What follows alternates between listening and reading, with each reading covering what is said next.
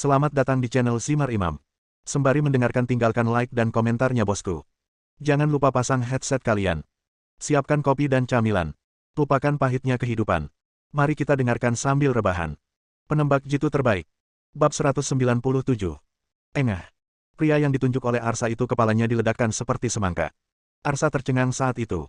Dia mengira senjatanya telah meledak, tetapi tidak ada suara tembakan. Puff, puff. Lian menarik pelatupnya satu demi satu dan membunuh dua orang lainnya. Ketiga pria bersenjata yang mengawal truk tangki air itu terjatuh, dan butuh waktu lama bagi orang-orang untuk menyadari bahwa mereka bertiga telah tewas. Hebat. Komandan Arsa membunuh mereka, dan kapal tanker air itu milik kita. Matikan airnya, cepat matikan airnya, aku hampir mati kehausan. Minggir dan biarkan aku datang. Orang-orang bergegas maju, mengabaikan mayat di tanah, memperlakukan Arsa sebagai pahlawan, dan lebih banyak orang pergi mengambil air. Selain ketiga pria bersenjata tersebut, ada juga seorang sopir yang datang membawa truk tangki air tersebut. Ang Li tidak membunuh pengemudinya, jadi seseorang harus kembali dan melaporkan beritanya, bukan? Melihat pengemudi memanfaatkan kekacauan untuk melarikan diri, Lian diam-diam mundur dan menghilang ke kerumunan. Kapten, kamu begitu agung sekarang. Benar, bahkan aku tidak menyangka kamu akan benar-benar menembak, Kapten. Kapten, kamu ini. Beberapa anggota veteran Orion Mercenary Group mengacungkan jempol kepada Arsa. Sebaliknya Arsa terlihat tercengang, ia tak bisa mengungkapkan rasa sakit di hatinya. Diam, semuanya, dan cepat keluar dari sini. Arsa meraung, ingin memanfaatkan kekacauan ini dan pergi dari sini. Membunuh seseorang memang tidak begitu menyenangkan, apalagi yang meninggal adalah salah satu anak buah Stefan. Yang sialnya adalah kamu harus menyalahkan orang lain. Arsa hanya ingin segera pergi dari sini, jika tidak, ketika Stephen mengirim orang lagi, dia tidak akan bisa pergi meskipun dia menginginkannya. Kalian tunggu di sini, aku akan pergi ke bendungan dan membunuh anjing tua Stephen. 10 orang dan 2 mobil. Sebelum Arsa pergi, dia berjanji dengan sungguh-sungguh kepada orang-orang agar tidak ada yang curiga dia melarikan diri. Mobil melaju keluar kota dengan lancar, dan hati Arsa yang menggantung akhirnya tenang. Berpura-pura berjalan 1 atau 2 kilometer ke arah waduk, Arsa memerintahkan jalan memutar untuk berangkat dari sini, namun begitu mobil berbalik, mobilnya bergetar dan berhenti. Ada apa? Kenapa berhenti? Tanya Arsa. Kapten, kita kehabisan bensin, jawab pengemudi itu. Bukankah kemarin aku sudah memberimu uang untuk mengisi tangki bensin? Bukankah kamu baru saja melanggar uangku dan diperas? Sopir itu tampak sedih dan berkata, tidak, saya benar-benar mengisi tangki bensin kemarin. Bagaimana dengan minyaknya? Apa kamu meminumnya? Teriak Arsa dengan marah. Kapten, apakah kamu mencium sesuatu? Seorang tentara bayaran yang duduk di barisan belakang tiba-tiba bertanya. Arsa mendengus keras dan berseru, itu bensin. Saat dia mengatakan itu, dia menjulurkan kepalanya keluar dari mobil dan melihat. Bensin memercik sampai ke belakang mobil. Kebocoran minyak dari tangki secara alami disebabkan oleh Lian. Tak hanya mobil Arsa, ada juga mobil lain yang terparkir di sana akibat kebocoran oli. Diam-diam Arsa ketakutan, mengulurkan tangan untuk membuka pintu mobil, dan ingin keluar dari mobil. Bang!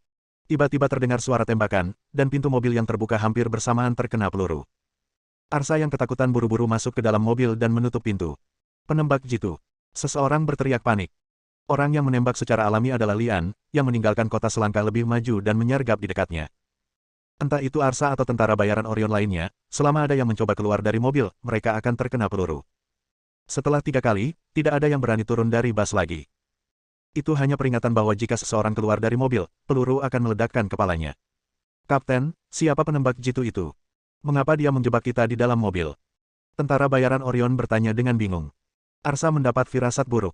Waduk yang jaraknya puluhan kilometer. Karena truk tangki air tersebut lama tidak kembali dan tidak dapat menghubungi siapapun, maka pihak waduk mengirimkan mobil lain untuk mengecek keadaan. Alhasil, di tengah perjalanan mereka bertemu dengan pengemudi truk tangki air yang telah menempuh perjalanan lebih dari 10 kilometer secara berurutan. Setelah mengetahui apa yang terjadi di kota, pengemudi dibawa kembali ke waduk dan memasuki bunker untuk menemui Stephen secara langsung. Stephen mengenakan kemeja putih, mata emas, dan rambutnya memutih sebelum waktunya. Orang yang belum mengetahuinya tidak akan pernah mengira bahwa dia adalah Stephen si pelaku kejahatan, apalagi pemenang Golden Bullet Award sekolah penembak jitu. Setelah mendengar cerita pengemudi dengan telinganya sendiri, Stephen tidak terlihat marah seperti yang diharapkannya. Dia hanya berbalik ke arah pria bersenjata di sebelahnya dan bertanya, pernahkah Anda mendengar tentang Orion Mercenary Group? Pria bersenjata itu menggelengkan kepalanya. Pergi dan cari tahu tentang apa kelompok tentara bayaran ini, perintah Stephen. 10 menit kemudian, Stephen menunjukkan sedikit kemarahan ketika dia mengetahui bahwa kelompok tentara bayaran Orion hanyalah kelompok tentara bayaran pembohong, dan bahwa pemimpinnya adalah seorang yang cacat. Stephen menghampiri pengemudi yang sedang berlutut di tanah dan bertanya dengan suara rendah, menurut Anda, ada berapa orang di seberang sana? 10, kata pengemudi itu dengan gemetar. Apakah kamu melihat dia menembak laki-lakiku? Stephen bertanya. Ya, kata pengemudi itu dengan gugup, sambil mengangkat kepalanya dan memperhatikan Stephen dengan cermat, dan aku juga mendengar bahwa pria bernama Arsa berkata bahwa dia ingin datang ke sini untuk membunuhmu. Stephen menegakkan tubuh, memejamkan mata dan berpikir sejenak, selalu merasa bahwa segala sesuatunya tidak sesederhana itu. Kelompok tentara bayaran pembohong berani melakukan terobosan di Taisui. Jack, panggil Stephen sambil membuka matanya. Seorang pria jangkung bersenjata menghampiri Stephen. Bawa tim kecil ke sana. Jika kamu melihat kelompok tentara bayaran Orion, bunuh mereka semua. Jika Anda tidak melihat mereka, bunuh 30 penduduk dan kubur mereka bersama orang-orang saya. Selain itu, Anda memberitahu kota bahwa air tidak lagi tersedia saat ini. Mulai besok, harga air akan naik 10 kali lipat. Petik 2. Stephen memesan terus-menerus. Penduduk di kota pada awalnya tidak mampu membeli air, sehingga harganya dinaikkan 10 kali lipat. Hal ini menyebabkan kematian penduduk. Ya, jawab Jack ringan, berbalik dan pergi. 5 menit kemudian, 2 SUV Hummer melaju keluar dari waduk dan berlari menuju kota secepat mungkin. Kelompok tentara bayaran Orion telah terjebak di dalam mobil, menghalangi jalan yang awalnya tidak mulus. Oleh karena itu, Jack harus berhenti ketika dia memimpin orang ke sini. Begitu mereka melihat Humvee dengan senapan mesin berat di atapnya, anggota Orion Mercenary Group gemetar ketakutan. Pemimpin resimen, orang-orang itu tidak mungkin. Tidak mungkin Stephen, kan? Siapa lagi selain anak buah Stephen yang memiliki peralatan seperti itu? Gulu. Arsa mengeluarkan suara di tenggorokannya dan berteriak dengan paksa, "Kapi Gay." Hanya 2 mobil. Lian, yang bersembunyi di tempat tersembunyi, sedikit kecewa. Bab 198. Kedua mobil Jack berhenti berdampingan, sekitar 50 meter dari mobil Orion Mercenary Group di seberangnya. Siapa kamu? Minggir. Klakson berbunyi dari mobil Jack, dan pada saat yang sama penembak mesin di kedua mobil itu siap menembak. Pada jarak 50 meter, sekali ditembakkan, kedua senapan mesin ini saja dapat membunuh seluruh kelompok tentara bayaran Orion. Kapten, apa yang harus saya lakukan? Tentara bayaran Orion bertanya dengan gemetar. Arsa berbalik dan melirik ke arah persembunyian Lian, lalu melihat kedua kendaraan off-road Hummer di seberangnya. Seandainya mobil itu punya bahan bakar, dia pasti akan memerintahkan mundur, namun kini mobil itu tergeletak tak bergerak, meninggalkan Arsa dalam dilema. Bersiaplah untuk bertarung. Arsa tidak menyadari lidahnya menjadi kusut. Berkelahi. Tentara bayaran Orion sedikit tercengang. Mereka selalu mencari nafkah dengan menipu orang, dan mereka tidak pernah benar-benar berperang.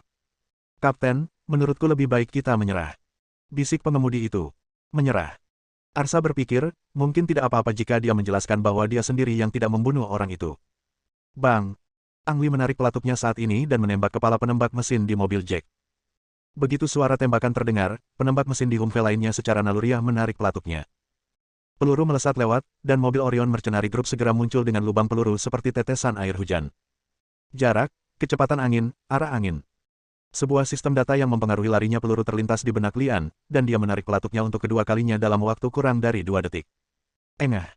Penembak mesin lainnya menggelengkan kepalanya dan berbaring tak bergerak di atas senapan mesin. Pada saat yang sama, Jack dan 7 pria bersenjata lainnya juga memasuki kondisi pertempuran, membuka pintu mobil satu demi satu dan menggunakan pintu mobil sebagai penutup untuk menembak kelompok tentara bayaran Orion. Papa. Wu Jinseng adalah orang pertama di antara semua tentara bayaran Orion yang melawan. Dia meletakkan moncong pistolnya keluar jendela, tetapi kepalanya tergeletak di antara kedua kakinya, dan dia menarik pelutupnya dengan jarinya dan menembak secara membabi buta. Peluru di magasin semuanya ditembakkan dalam satu klik, bahkan tanpa mengenai musuh. Kapten, apa yang harus saya lakukan? Apa yang harus aku lakukan? Tembak, cepat tembak aku. Arsa meraung keras, tapi di dalam hatinya 10.000 rumput dan kuda berlari kencang. Ang Lee mematahkan ilusi penyerahan dan penjelasannya. Sekarang kelompok tentara bayaran Orion benar-benar mengejar bebek dan harus bertarung dengan orang-orang Stephen. Tetapi, semua tentara bayaran Orion seperti Wu Jinseng. Mereka hanya mengulurkan moncong senjatanya untuk menembak, tetapi kepala mereka tergeletak di bawah dan mereka bahkan tidak berani mengangkatnya. Bisakah suntikan seperti itu bermanfaat? Selain membuang-buang peluru, sebenarnya tidak memiliki efektivitas tempur sama sekali.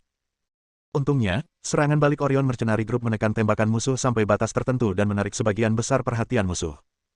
Tanpa Ang Lee, tentara bayaran Orion dengan efektivitas tempur yang buruk hanya akan disalahgunakan oleh Jack. Namun dengan bergabungnya Ang Lee ke dalam tim, situasinya benar-benar berbeda. Bang! Ang Lee menarik pelutupnya lagi dan membunuh musuh ketiga. Penembak jitu, itu penembak jitu. Temukan orang itu dengan cepat dan bunuh dia. Teriak Jack. Setelah menarik pelatuknya 3 kali berturut-turut, suara tembakan sudah mengungkap lokasi Lian, namun dengan bantuan kamuflase yang sempurna, musuh tidak menemukan lokasi tepatnya. Seorang pria bersenjata naik ke dalam mobil dan mencoba mengendalikan senapan mesin untuk memadamkan tembakan ke arah Ang Li. Namun, dia hanya memegang gagang senapan mesin dengan kedua tangannya dan ditembak mati oleh Ang Li sebelum dia sempat menarik pelatuknya. Masuk ke dalam mobil dan mundur. Jack menyadari ada yang tidak beres dan memberi perintah untuk mundur. Kedua Humvee di depan saya sama-sama memiliki model yang sama dengan yang digunakan oleh militer AS, dan memiliki performa anti peluru yang sangat baik. Setelah Anda membiarkan orang-orang ini masuk ke dalam mobil dan melarikan diri, pada dasarnya Anda kehilangan kesempatan untuk membunuh mereka. Tembakan Ang Li sebelumnya selalu diurutkan berdasarkan ancaman, namun kini ia melakukan penyesuaian instan dan menjadikan pengemudi yang bertanggung jawab sebagai target pertama yang dibunuh. Bang! Pengemudi mobil Jack ditembak mati oleh Ang Li saat ia duduk di kursi pengemudi. Kurang dari 2 detik kemudian, pengemudi mobil lain juga ikut ditembak mati. Setengah dari mereka dikorbankan dalam waktu kurang dari 1 menit, yang membuat Jack, yang bertanggung jawab atas misi ini, memiliki mata merah. Anda harus tahu bahwa pasukan Stephen semuanya adalah master yang dipilih dengan cermat, dan kemampuan tempur individu mereka tidak kalah dengan pasukan khusus negara-negara besar.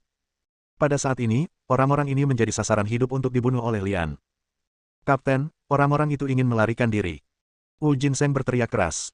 Arsa dan anak buahnya sudah menembak membabi buta dan tak punya nyali untuk menghadapi anak buah Jack secara gayung bersambut. Mendengar musuh ingin melarikan diri, sikap Arsa dan anak buahnya langsung berubah. Sialan. Aku pemimpin kelompok tentara bayaran Orion yang semua orang kenal. Kalian mengira aku vegetarian. Kalahkan, pukul aku dengan keras dan bunuh bajingan ini. Petik 2. Arsa berteriak liar, tidak lagi gemetar ketakutan seperti sebelumnya, dan mengangkat kepalanya untuk menembak. Sikap yang lain juga berubah 180 derajat. Mereka semua mengangkat senjata dan menembak Jack dan yang lainnya seperti dewa perang yang tak terkalahkan. Tidak seperti sebelumnya, orang-orang ini masih sedikit mematikan setelah mereka menjadi serius. Setidaknya 2 orang di sisi berlawanan tewas akibat tembakan acak mereka. Kulit kepala Jack hampir meledak. Sambil berbaring di kursi untuk menghindari peluru, dia meraih bom asap dan melemparkannya ke depan mobil. Bom asap, cepat lempar bom asap. Jack mengingatkan 2 orang lainnya dengan keras. Efek granat flash pada siang hari diminimalkan, tetapi granat asap dapat berfungsi sebagai perlindungan yang sangat baik untuk mencegah penembak jitu menembakinya. Melihat musuh menggunakan bom asap, Ang Li tahu bahwa Jack akan melarikan diri selanjutnya, jadi dia melepas magasinnya dan mengganti pelurunya dengan peluru penusuk baju besi dengan penetrasi udara yang lebih kuat. Dadada. Senapan mesin berbunyi lebih dulu, dan anak buah Jack menembaki kelompok tentara bayaran Orion tanpa terlihat sama sekali. Arsa lebih sial lagi. Sebuah peluru menembus tepat di bawah bahu kirinya. Ketika yang lain melihat ini, keberanian mereka menghilang begitu saja, dan mereka semua menundukkan kepala dan menembak lagi seperti sebelumnya. Berdengung. Mesinnya menderu, dan Jack serta 2 orang lainnya di dalam mobil bergegas keluar dari asap dan mundur secara mundur. Ang Li telah mengisi magasin tersebut dengan peluru yang menembus baju besi dan mengunci SUV Hummer yang melarikan diri melalui teropong. Mencicit. Setelah keluar 40 atau 50 meter, kendaraan off-road tersebut menggelengkan kepalanya, membalikkan bagian depan kendaraan, dan badan kendaraan berhenti sejenak. Setelah jeda sebentar, Ang Li menarik pelatuknya. Retakan. Peluru yang menembus lapis baja menembus kaca anti peluru kabin, menembus kepala pengemudi, dan kemudian mematahkan leher musuh di kursi penumpang. 1 tembakan, 2 nyawa, tembakan sempurna. Bab 199. Kapten, Komandan. Kondisi Arsa sangat memprihatinkan, pelurunya tidak langsung mengenai jantungnya, namun terkena peluru senapan mesin yang berat di dekat jantungnya sangatlah fatal. Huhu.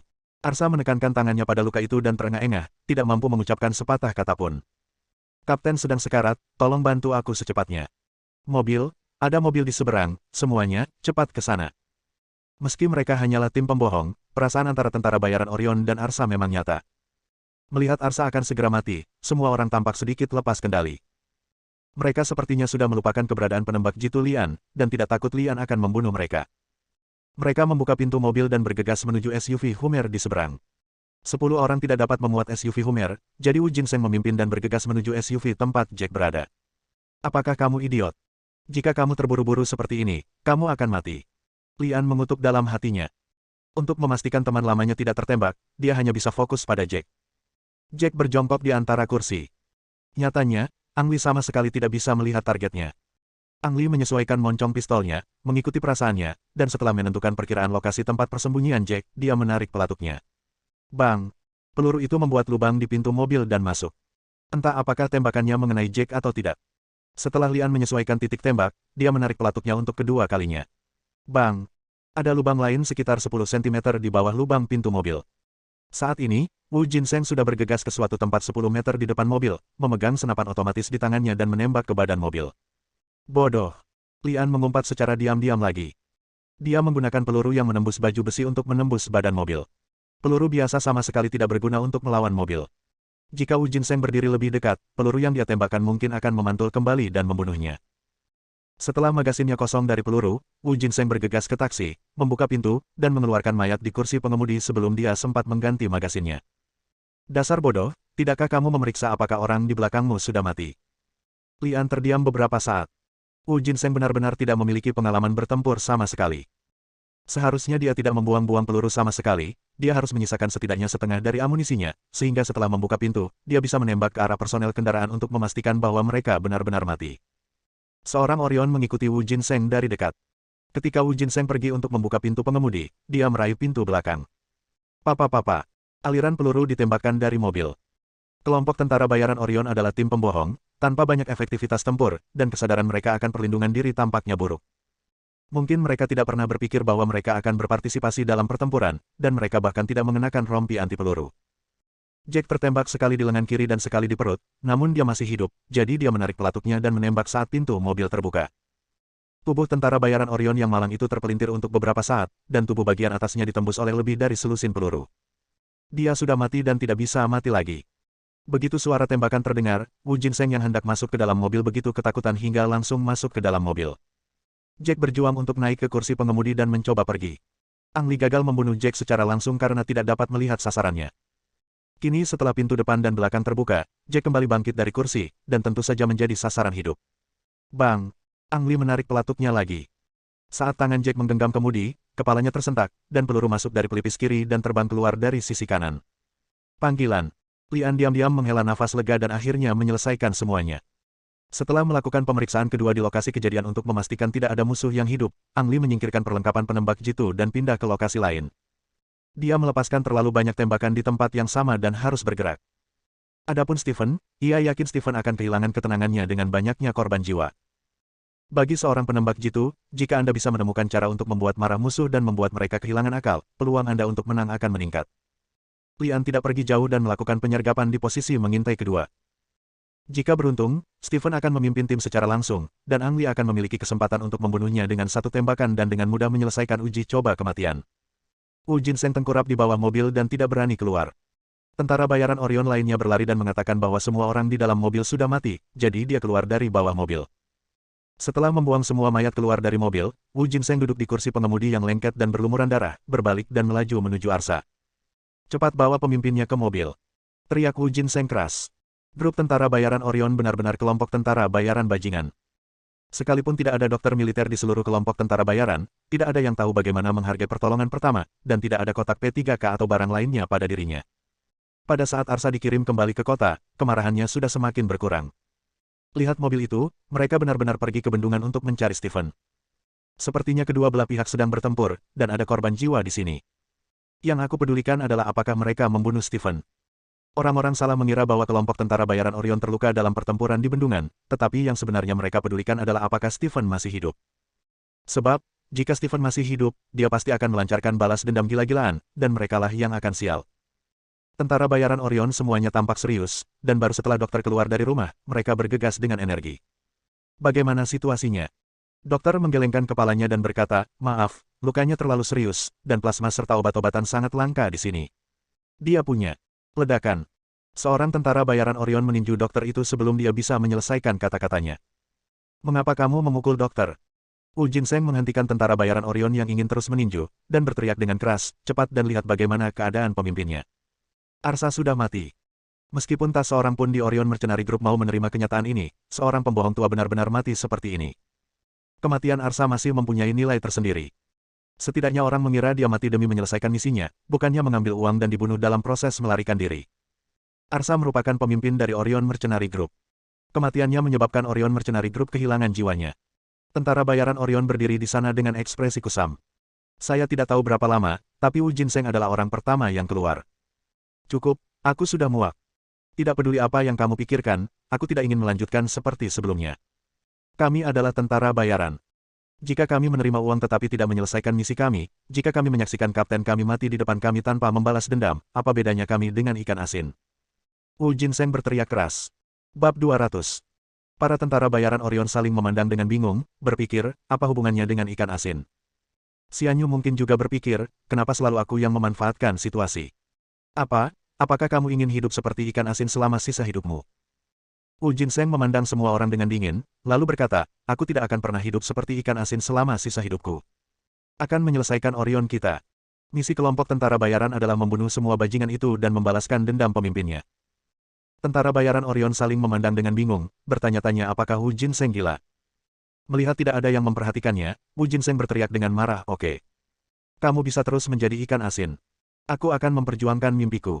Aku pasti akan menjadi tentara bayaran paling menakjubkan di dunia. Setelah meninggalkan kata-kata ini, Wu Jinseng berbalik dan pergi. Terjadi keheningan di dalam ruangan selama beberapa detik, dan seseorang bertanya dengan suara pelan, hei, tahukah kamu apa itu ikan asin? Entahlah, tapi menurutku perkataan Jinseng itu masuk akal. Aku tidak ingin menjadi pembohong seperti sebelumnya. Benar. Sekalipun kita benar-benar ikan asin, kita pasti menjadi ikan asin yang bermimpi. Benar, saya seorang tentara bayaran, jadi saya harus menjadi tentara bayaran terbaik yang saya bisa. Ayo pergi dan balas dendam Kapten Arsa. Saya tidak tahu apakah tentara bayaran pembohong ini impulsif atau apakah mereka benar-benar diyakinkan oleh Wu Jinseng. Singkatnya, mereka mengambil senjata, mengucapkan selamat tinggal pada Arsa dan berjalan keluar. Jangan khawatir, karena kelompok tentara bayaran Orion kami telah menerima uang Anda, kami pasti akan menyelesaikan misi dan membantu Anda mendapatkan kembali sumber air. Wu Jinseng dikelilingi oleh penduduk kota dan menjelaskan dengan emosional. Setelah mengetahui Arsa telah meninggal, warga tidak lagi percaya pada kelompok tentara bayaran ini seperti dulu, dan takut mereka akan melarikan diri karena hal tersebut, dan hanya mereka yang kurang beruntung. Papa. Seorang tentara bayaran Orion tiba-tiba menarik pelatuknya ke udara. Setelah mendengar suara tembakan, warga kota menjadi diam. Apa kau tidak mendengar itu? Kelompok tentara bayaran Orion kami akan menyerang reservoir sekarang, dan kami akan datang menemuimu sebelum fajar dengan kepala Stephen di tangan. Pemimpin kita masih di dalam, urus semuanya untukku. Kalian. Wu Jinseng memandang semua orang dengan penuh semangat. Jinseng, tolong berhenti bicara. Kami salah sebelumnya, sekarang kami akan bertarung di reservoir bersamamu. Oke, ayo serang reservoir sekarang. Wu Jinseng meraung, masuk ke kendaraan off-road Hummer, dan menyalakan kendaraan. Bunuh di reservoir, bunuh di reservoir, bunuh di reservoir. Kelompok tentara bayaran Orion pergi di tengah semburan teriakan semangat. Ketika Wu Jinseng dan kelompok tentara bayaran Orion kembali ke kota, sebuah RV diparkir 3 km dari tempat persembunyian Lian. Matahari terbenam yang menyinari RV membuat pemandangan di sini tampak seindah lukisan. Apalagi di depan RV, Su Xiaomei yang mengenakan pakaian merah dan sisir kuda, berdiri di bawah matahari terbenam dan menampilkan teknik tinju kuno. Ketika Su Xiaomei menyelesaikan serangkaian pukulan, kepala pelayan Fubo menyerahkan handuk dan berkata, Nona, Lian sudah mulai mengambil tindakan. Sampai sekarang, dia telah membunuh 12 anak buah Stephen. Su Xiaomei menyeka keringat di wajahnya, mengembalikan handuknya, mengambil segelas keringat buah dari Paman Fu, meminumnya, dan bertanya, di mana Wu Jinseng? Paman Fu menjawab, penyelidikan tentang Wu Jinseng masih berlanjut, tetapi tampaknya Lian tidak bertemu Wu Jinseng sendirian sejak dia datang ke sini, dan Wu Jinseng hampir mati dalam pertempuran tadi. Su Xiaomei mengangguk dan memerintahkan, bantu aku menghubungi Stephen. Nona, apa yang kamu lakukan? Paman Fu tampak bingung. Su Xiaomei tersenyum dan berkata, bukankah Lian mencoba memancing Stephen keluar? Kalau begitu aku akan membantunya. Paman Fu tiba-tiba sadar. Di bunker waduk. Stephen baru saja keluar dari bunker dan hendak mandi dan menikmati makan malamnya. Adapun Jack, dia tidak pernah memikirkan kegagalan, dan dia tidak mendapat kabar apapun. Saat ini, seorang pria bersenjata bergegas mendekat dan berteriak, Bos, sistem keamanan kami telah dihancurkan. Alis Stephen menegang, tampak sedikit tidak senang. Tahukah Anda, sistem pertahanan keamanan di sini adalah peralatan tercanggih di Amerika Serikat. Setelah menenangkan diri, Stephen bertanya, apakah Anda tahu apa yang ingin dilakukan pihak lain? Pihak lain tidak melakukan apapun. Dia hanya menjawab salah satu telepon kami dan mengatakan dia ingin berbicara dengan Anda. Mendengar ini, Stephen mengerutkan kening lebih erat, berpikir sejenak dan kemudian memerintahkan, masukkan telepon. Ya. 10 detik kemudian, Stephen memegang telepon di tangannya dan bertanya, siapa kamu? Stephen. Suara di telepon tidak jelas dan serak, dan tidak mungkin membedakan suara pria dan wanita. Kamu mungkin belum menerima beritanya, tapi tim tempur yang kamu kirimkan semuanya telah terbunuh. Hati Stephen menegang, dan dia bertanya dengan emosional, siapa kamu?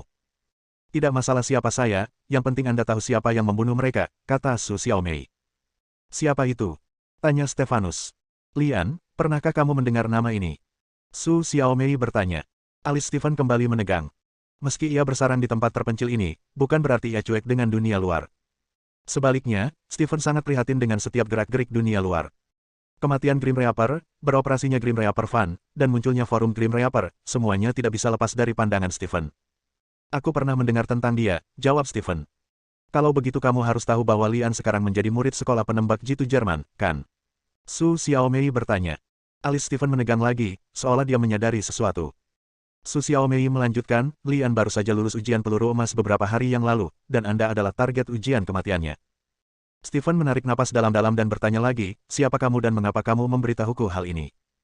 Aku sudah mengatakannya, tidak peduli siapa aku, yang penting kamu harus tahu siapa yang ingin membunuhmu. Su Xiaomei menutup telepon setelah meninggalkan kata-kata ini. Paman Fu berdiri di samping dan menerima telepon, dan bertanya dengan rasa ingin tahu, Nona, apakah menurut Anda Stephen akan tertipu? Su Xiaomei tidak menjawab, tapi tersenyum percaya diri. Stephen memang telah jatuh ke dalam jebakan. Beberapa menit kemudian, forum kematian kembali aktif. Karena ada 1 juta lagi di dana Dewa Kematian, seseorang memposting pesan untuk membunuh Ang Li, dan orang tersebut adalah Stephen. Banyak orang yang mengetahui nama Stephen, bukan hanya karena ketenarannya, tapi juga karena peringkatnya sebagai penembak jitu nomor 1 di dunia. Orang-orang yang mengambil tindakan terhadap Lian hanya ada di daftar orang-orang sebelumnya, tetapi sekarang orang nomor 1 di daftar itu tiba-tiba mengambil tindakan. Hal ini mengejutkan orang-orang dan terus memperhatikan masalah ini. Bersambung.